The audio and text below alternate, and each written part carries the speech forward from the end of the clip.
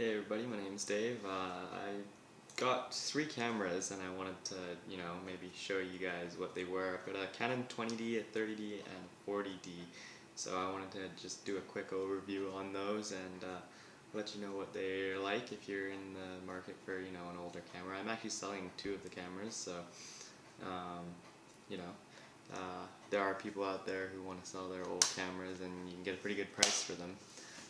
So let me just start with the 40D. Right now I've got a 70 to 200 millimeter f4L lens on this. Let's put that over there. So this is the 40D. I've got a vertical battery grip on it right now. It's a pretty solid failing camera. It's magnesium alloy, two-piece metal body. It's got a 3-inch LCD in the rear, as well as all your usual buttons. The nice thing about this camera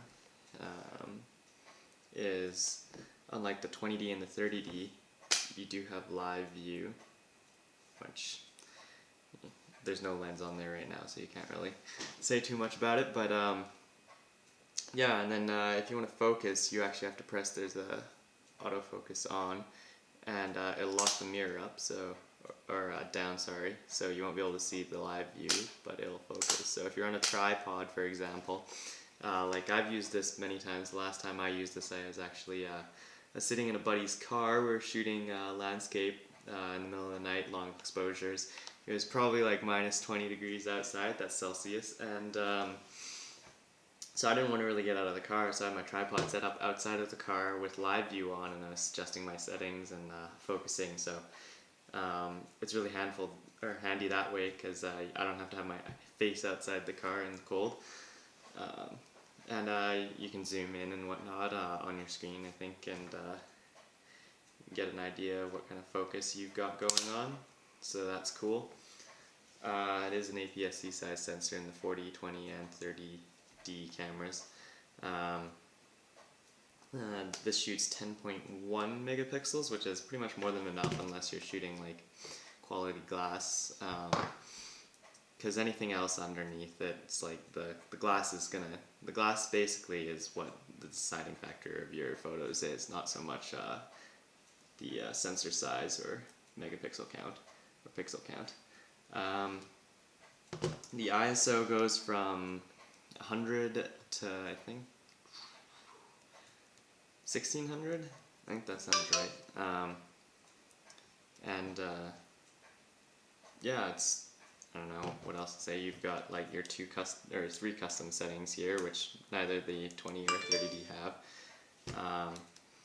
I mean, like, you can shoot RAW or JPEG or both at the same time, which is pretty sweet. I would suggest, getting at least a 8 GB CF card to put in this, because if you're shooting RAW, you'll use that up really quick.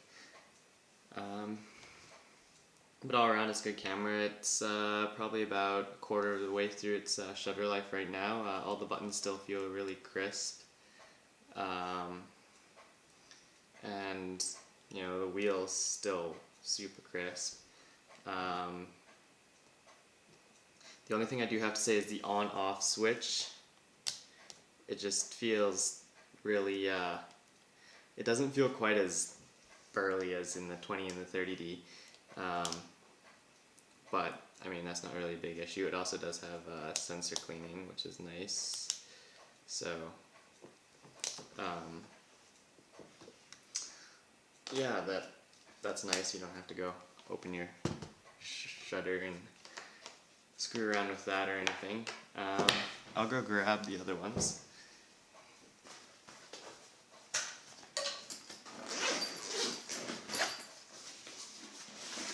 So this is the Canon 30D. So there's a few changes. It's actually, I can't really show you this right now because the vertical grip is on the 40D, but it's actually just a little bit smaller this way. But otherwise it's a great camera. It looks nice. I like the way that the edge flows in here. You don't get any custom settings on your 30D as you do in your 40D. The screen is actually only 2.5 inches, not 3 inches. So it's a little bit smaller, but quite reasonable. You can still review your pictures. And actually the pixel count on the screen is the same as the 40D. So really you're getting sort of the same quality. You zoom in. You've got all the same buttons. You don't have an autofocus button, but that's not really a big issue since you don't have live view on this camera. There's the super useful print button up here, and nobody uses that. Again, this is a 8.2 megapixel, so it's a little bit less than the 10.1 in the 40D, but still I would suggest getting a larger CF card. The one thing also you want to be careful is when this is on, you don't want to open the CF card door because there is the possibility of you losing your images, and it also just shuts your camera down. Also, they all do have an illuminated display here, which is super useful. Like the other night when I said I was shooting -20 or whatever, you light up this way and I can see what I'm doing, and it's almost pitch black outside, so that's super great. One thing to notice, or that I noticed, is the ports on the 20D and the 30D, or sorry, the 40D and the 30D have changed. So on the 30D, it's like the 20D. You've got your sync and your shutter down there, and your USB and video out here, and it's all in this weird S-like weird thing, whereas you've got the 4 ports, same 4 ports, but they're under separate flaps and you know, together as they should be. So you've got the video and your USB there, which is nice. So you don't have to open the other one, say if you're connecting it to a computer screen or live or whatever. Then you've got your sync and your shutter remote there. Another change is actually the hot shoe on the 40D. There's that little sort of bezel, I guess you could call it, around the edge of the hot shoe that's supposed to help weather seal it when you have a flash on there. The 40D has a lot of better weather sealing on it. This is actually only a BGE2, not the 2N vertical grip, because I actually had it on the 30D before. So it's not weather sealed, but the battery door, which is under there, is weather sealed. Pretty much everything on here is weather sealed. This is the CF card door is weather sealed. It's much, I don't know, cleaner. If you look at the inside of it versus the inside of not my 30D, but my 20D, you can actually see quite a bit of dust in the 20D, which is kind of unnerving. But yeah, this camera hasn't been used much. Like, it's looking pretty much brand new all the way around. You can see that my 40D has actually got more use out of it, I think. You've got like chipping and stuff on the corners there. You can't see it down here, but there's I've got tape around here just to, you know, try and keep some rain and stuff out if they ever get into it. But under there, it's all scratched and stuff from me using it, so. But not too bad. Like, the bodies do hold up. The 20D, I'll go grab that.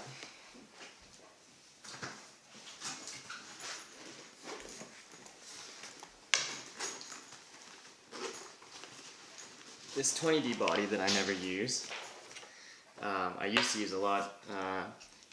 It scratched to hell on the bottom. Scratched right there. You can see all the metal showing. Surprisingly, unlike the other 20D I had, I broke another 20D earlier in my life. But this whole area was all just paint missing.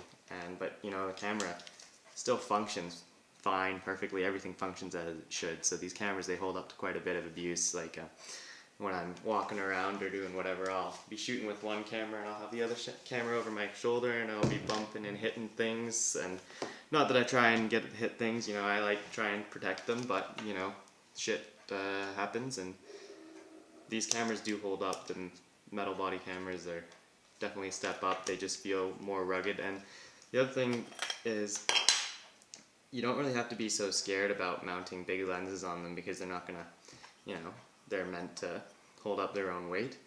Not that you'd be scared of mounting a big lens on a consumer camera, I guess. Just it's nice to have the added protection, I guess.